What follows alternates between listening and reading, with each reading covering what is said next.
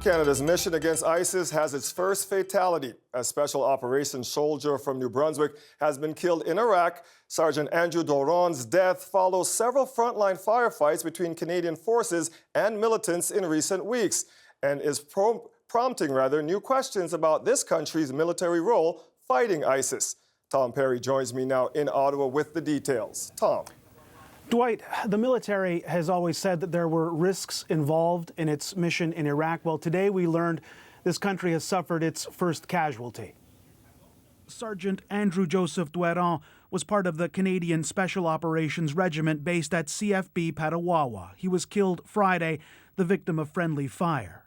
3 other Canadian soldiers were injured in the same incident. The military says the Canadians were mistakenly engaged by Iraqi Kurdish forces, the same forces Canadian troops have been training to fight ISIS. On behalf of the Government of Canada and of all Canadians, let me express our infinite gratitude for Sergeant Doiron's service and sacrifice as a Canadian patriot. Doiron is from Moncton, New Brunswick, where today friends remembered him. He'll definitely be remembered by many for his sense of humor and for how sympathetic he was and how easy he was to approach and to talk to. Prime Minister Stephen Harper offered his condolences. This tragic incident, he says, reminds us of the very real risks that our brave men and women in uniform assume on our behalf to defend the freedoms that we cherish. In his statement, Harper goes on to underline the importance of the fight against ISIS. Canada has sent ships, planes, and soldiers to aid in that fight, though not without controversy. When the military revealed Canadian soldiers had fought gun battles with ISIS militants, critics warned of mission creep. This incident raises those concerns from the opposition yet again. We will be asking those hard questions. That's not what we were promised by this government back in September. This incident has nothing to do with combat. It was a sad incident of so-called friendly fire as a result of a failure to identify the Canadian forces by the Kurdish Peshmerga.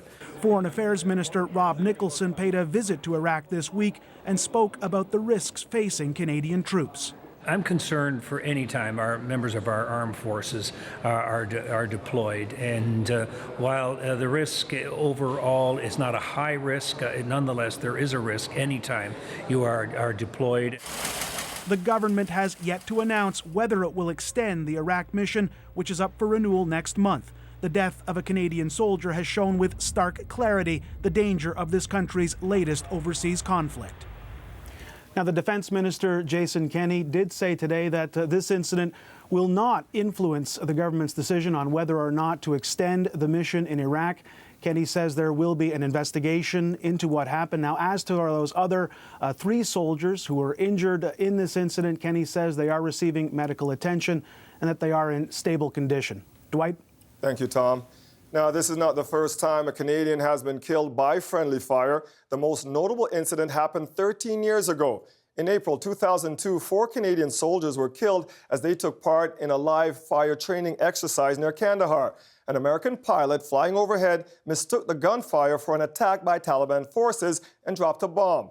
The deaths were the first of Canada's war in Afghanistan.